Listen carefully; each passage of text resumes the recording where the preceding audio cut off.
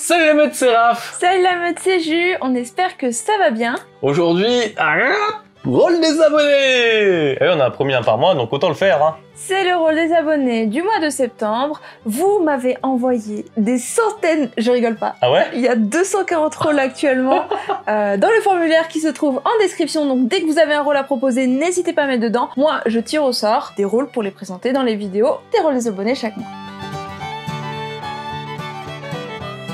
Premier rôle, il s'agit du mendiant. Alors merci à LGRD9 de nous avoir proposé ce rôle. C'est un rôle d'humain dans le camp des loups-garous, vous commencez à être habitués. Donc c'est un humain qui veut faire gagner les loups-garous, qui est vu évidemment comme humain par la voyante. Chaque nuit, il se réveille avec les loups-garous et il les conseille pour choisir leur cible. Donc ça veut dire que c'est un sbire qui connaît ces loups-garous, mais les loups-garous le connaissent aussi. Et en plus, il communique avec eux directement la nuit. Voilà, le RP c'était que le mendiant s'ennuie la nuit, donc il se réveille avec les loups. Les loups-garous ont donné plus de petites pièces la journée, du coup il est avec eux, voilà, c'est comme ça que ça marche. Hein. Et si le mendiant est éliminé lors du bûcher, il désigne un joueur à éliminer. Donc s'il se fait tuer la journée, il a un pouvoir de chasseur dans le camp des loups, sachant qu'il connaît les loups-garous. C'est normal, c'est l'argent liquide ne sert plus, donc il balance le sac de pièces, ça assomme le mec, et ça lui fait une hémorragie, puis il meurt. Voilà. En vrai, sympa l'idée du personnage qui magouille directement avec les loups-garous, plutôt que de le faire de façon indirecte. C'est vrai que c'est une idée qui existe, je crois. Qui existe parce que dans le loup-garou japonais, effectivement, les Japonais ont déjà pensé à ce sbire ultime qui se réveille avec les loups-garous. Mais là, tu vas au-delà de l'idée du sbire ultime parce que tu proposes en plus qu'il a un pouvoir d'élimination. Moi, j'y vois une petite faiblesse, c'est que déjà le sbire en soi, dans les parties de loup-garou où des traîtres sbires existent, c'est moins intéressant de tuer le sbire que de tuer le loup-garou pour de vrai. Là, on a une vraie raison de pas tuer le sbire. Ça peut diminuer l'intérêt stratégique de bluffer une voyante lorsqu'on est sbire, lorsqu'on est mendiant par exemple aussi. Stratégiquement parlant, le rôle a l'air plus compliqué que ce qu'il y paraît à jouer, je trouve, parce que on se retrouve un petit peu le cul entre deux chaises, à savoir si on doit jouer à fond la carte du traître ou est-ce que on préfère plutôt essayer de faire en sorte de se faire éliminer par le village et donc du coup être un peu moins offensif dans notre plan de jeu. Je suis mitigée parce que d'un côté il paraît super fort, mais d'un autre côté il encourage quelque chose que j'aime bien, c'est-à-dire ne pas tuer les sbires et essayer de se focaliser sur les loups-garous. J'aime pas les sbires qui sont trop forts au point qu'on se dise « Oh, faudrait qu'on les tue quand même à la place des loups-garous ». Mais là, c'est pas le cas. Les villageois, même s'il est super fort, justement, il ne veut pas le tuer pour pas qu'il puisse utiliser son pouvoir d'élimination. Mais après, du coup, ça veut dire qu'on peut pas jouer, par exemple, le loup vengeur dans la compo, parce qu'on a déjà un mec dans le camp des loups qui peut pas se tromper en tuant quelqu'un à la fin, quoi. Dans le mendiant, il sait qu'il va tuer un innocent. C'est quand même vachement fort. À voir si c'est pas trop fort en mode obscur, par exemple. Moi, j'ai du mal avec les rôles d'humains qui se réveillent avec les loups-garous. Ça peut embrouiller les joueurs, ils vont se dire « Oui, mais s'il est le dernier vivant, est-ce qu'il va quand même choisir une victime ?» Bah non, c'est pas réellement un loup-garou. Moi, je me dis, ceux qui se réveillent avec les loups-garous sont des loups-garous,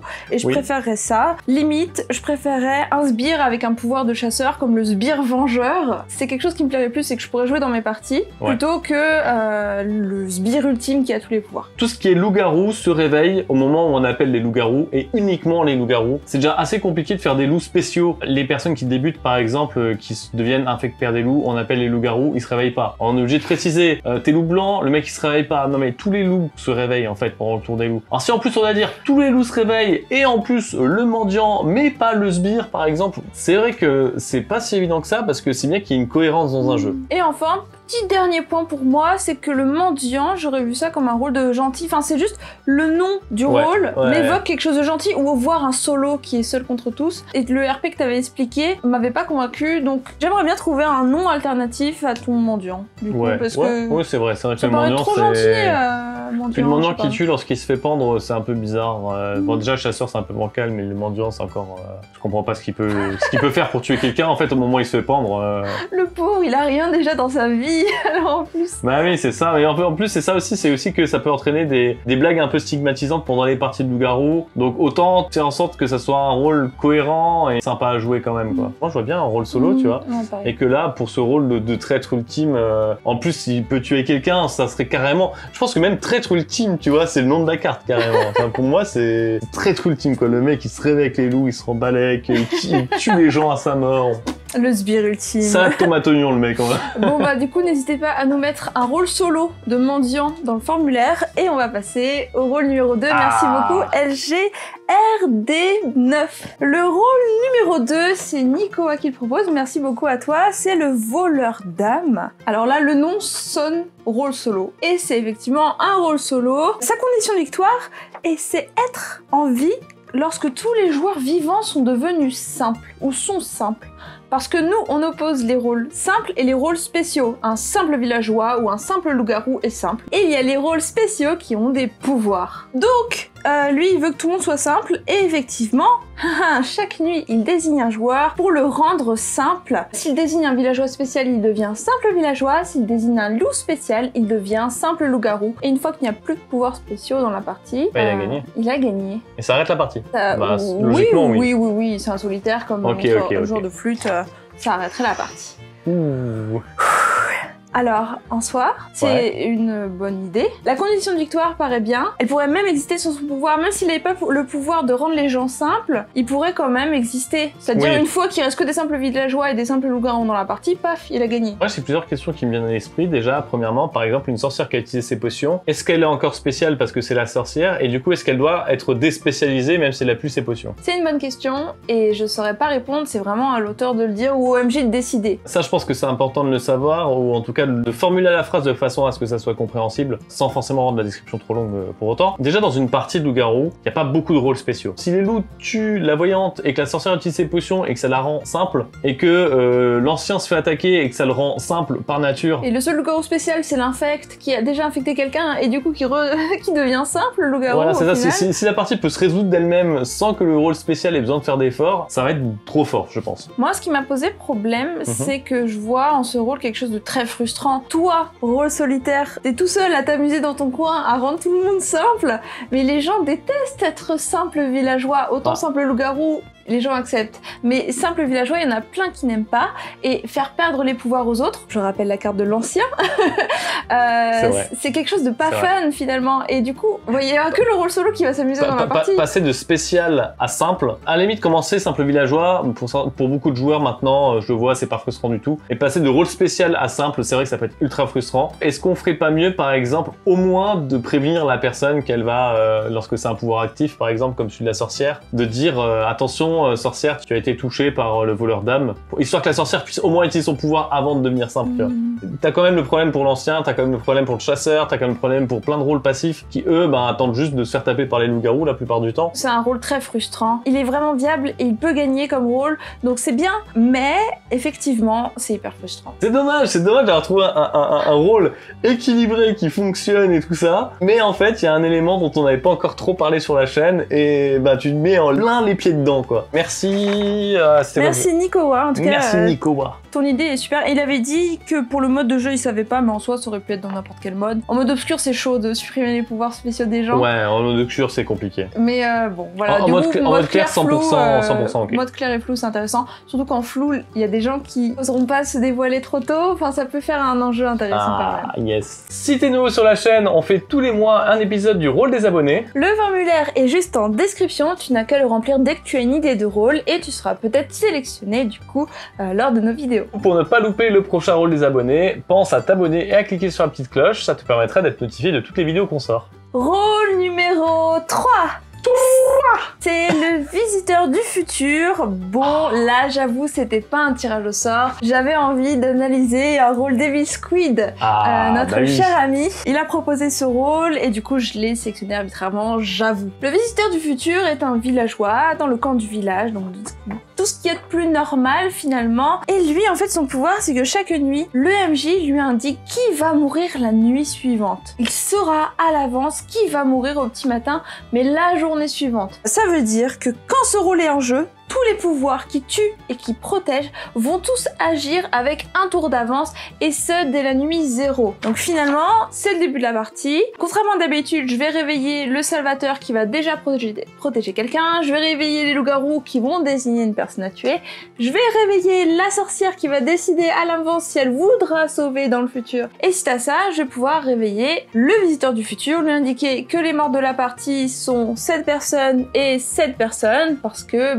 la sorcière n'a pas sauvé et en plus elle a tué quelqu'un à l'avance. Mais au petit matin, nuit 0, il n'y a pas de mort. Et c'est normal. Donc le visiteur du futur saura que Raph et Jus sont morts au jour 2. Mourront au jour 2. Et c'est marrant parce que en gros tu joues les nuits en décalé en fait. Donc il faut que le MJ suive, mais ça se fait. Tu joues la nuit à la place de la nuit 0. En fait c'est comme si tu jouais un tierce-lieu classique, mais que les morts étaient décalés quoi.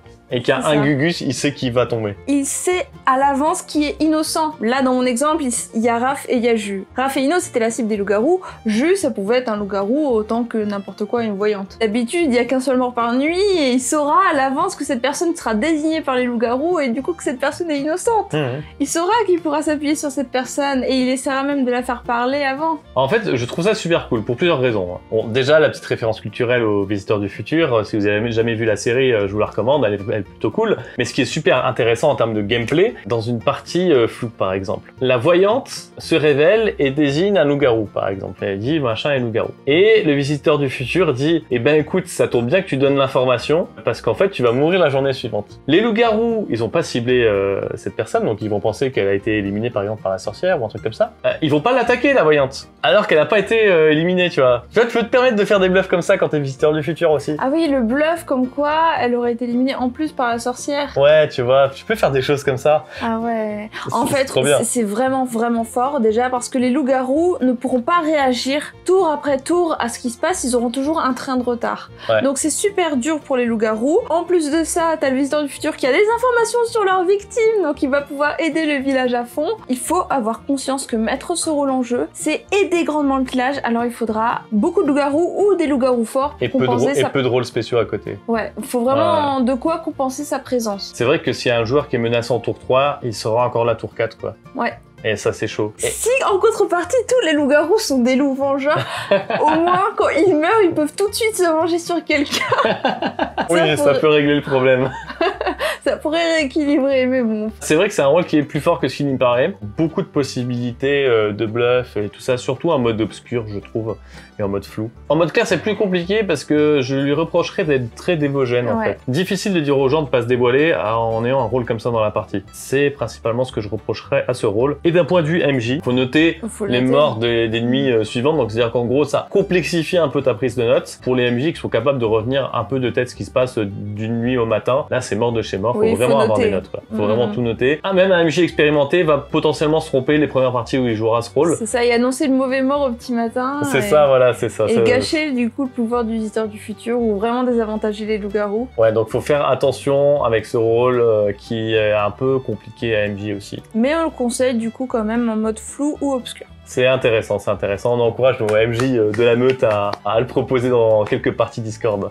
Merci beaucoup Squid, et sur ce nous avons fini le rôle des abonnés de septembre. On se retrouve évidemment en octobre pour le prochain rôle des abonnés. Yes. Rejoignez le Discord, c'est super important, on aime bien vous parler des fois quand on est connecté. Et puis avant de proposer un rôle, vous pouvez le proposer dans Discu-Rôle sur le Discord. On a plein de personnes expérimentées qui sauront vous conseiller pour équilibrer votre rôle. Et le village standard.